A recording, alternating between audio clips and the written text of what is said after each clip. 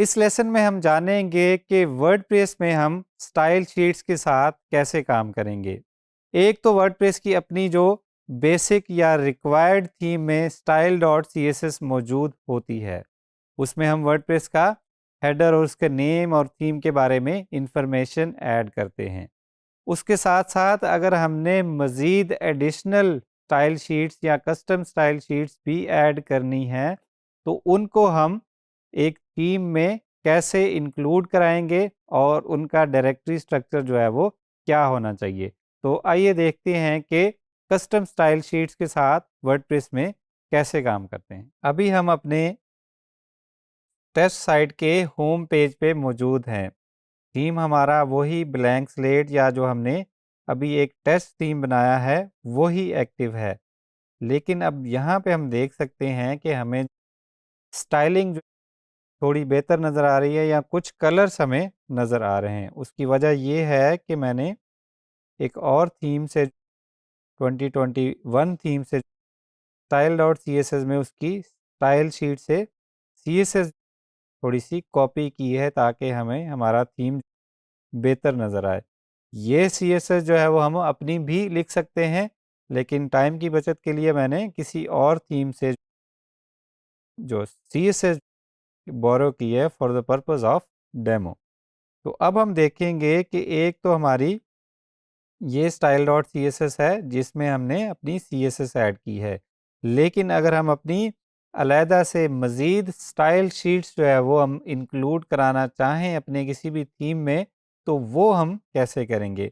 उसके लिए सबसे पहले हम क्या करेंगे, फॉर अ बेटर प्रैक्टिस हम एसेट्स का एक फ़ोल्डर बनाएंगे अपने एक्टिव थीम में जिसके साथ हम काम कर रहे हैं।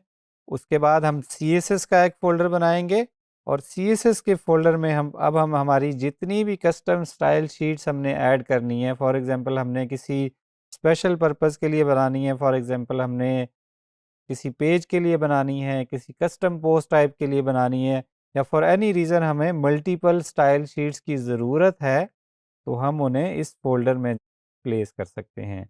मैंने पहले से एक कस्टम डॉट CSS की स्टाइल शीट बना रखी है। इसको वो हम अपने एडिटर में जो है वो ओपन कर लेंगे। यहाँ पे देख सकते हैं कि इसमें कोई भी जो है अभी CSS का कोड नहीं लिखा हुआ। ये तो था पहला पार्ट कि हमने फाइल बना लेनी है।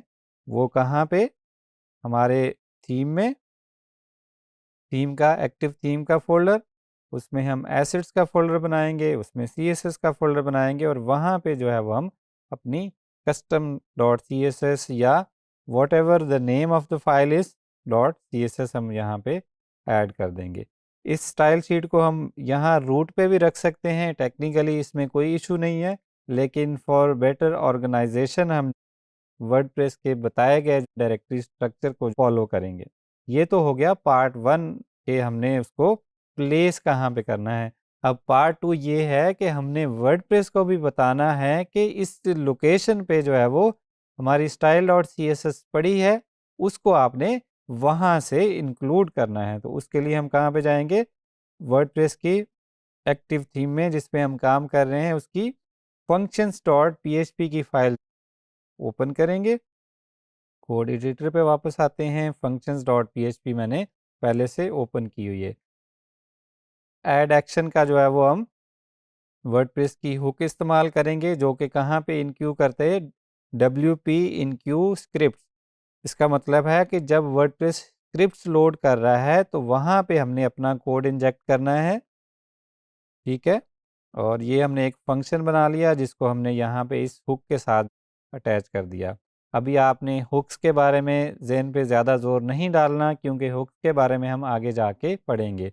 यहाँ पे हमारा मकसद है स्टाइल शीट को जो है वो यहाँ पे इंक्लूड कराना। सो हमने एक फंक्शन बनाया है जिसमें हम यहाँ पे अब वर्डप्रेस का एक फंक्शन या टैग यूज़ कर रहे हैं जिसका नाम है WP इनक्यू स्टाइल।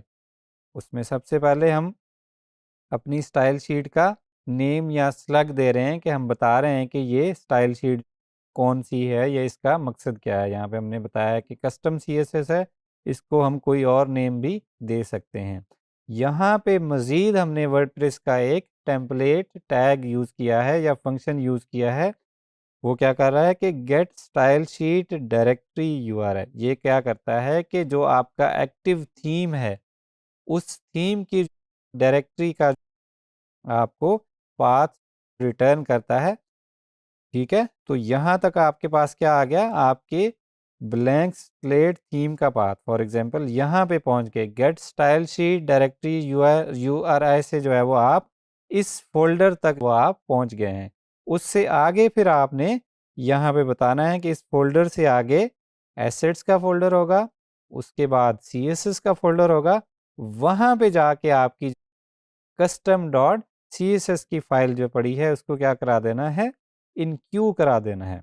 तो अब हम देखेंगे कि ये वाली हमारी जो कस्टम डॉट CSS की फाइल है ये हमारे थीम में इंक्लूड हो चुकी है। उसके लिए हम क्या करेंगे, यहाँ पे हम व्यू सोर्स कर लेंगे, व्यू पेज सोर्स को क्लिक किया, सर्च करेंगे जो अभी हमने नेम ऐड किया।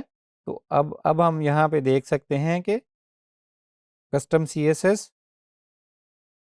दो बार आ गया क्योंकि हमने यहाँ पे भी CSS लिखा है, तो यहाँ वाला CSS हम रिमूव कर देंगे। तो अब इसका हम दोबारा से अगर पेज सोर्स को एक्सप्लोर करेंगे, इसको हमने रिफ़्रेश किया, तो यहाँ पे हम कस्टम को दोबारा से सर्च करेंगे, तो यहाँ पे अब हमें आ रहा है कस्टम, उसका जो नेम था हमने लिखा वो, और डॉट CSS वर्डप्रेस ने खुद से ऐड कर दिया है कि ये एक CSS टाइप की फाइल इंक्लूड की गई है। तो ये उसकी ID है, ये उसका URL बना है, और इसको जब हम ओपन करेंगे तो यहाँ पे ये हमारे पास फाइल ओपन हो रही है। इसका मतलब है कि हमारी CSS की जो फाइल है वो प्रॉपरली इंक्लूड हो चुकी है। अगर आप यहाँ पे क्लिक करें और आपको कोई एरर मैसेज आए या नॉट फाउंड का मैसेज आए, तो इसका मतलब है कि आपकी फ़ाइल प्रॉपरली इंक्लूड नहीं हुई, लेकिन हमारी फ़ाइल ओपन हो रही है, इसका मतलब है कि हमने सक्सेसफुली जो है वो फ़ाइल इंक्लूड कर ली है।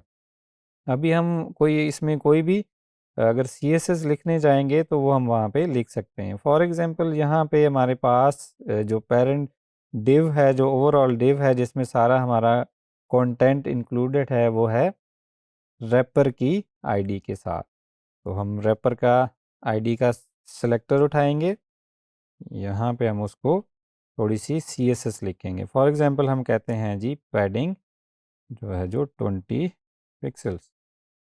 फाइल को सेव करेंगे, पेज को रिफ़्रेश करेंगे,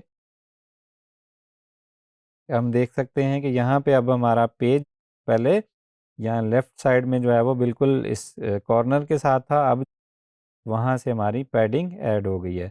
इसी तरह हम इस फाइल में मज़ीद अपनी रिक्वायरमेंट के मुताबिक मज़ीद CSS भी लिख सकते हैं, और इसी पैटर्न को फॉलो करते हुए, इसी प्रोसीजर को फॉलो करते हुए हम मज़ीद स्टाइल शीट्स भी जो है वो अपने थीम में इंक्लूड करा सकते हैं।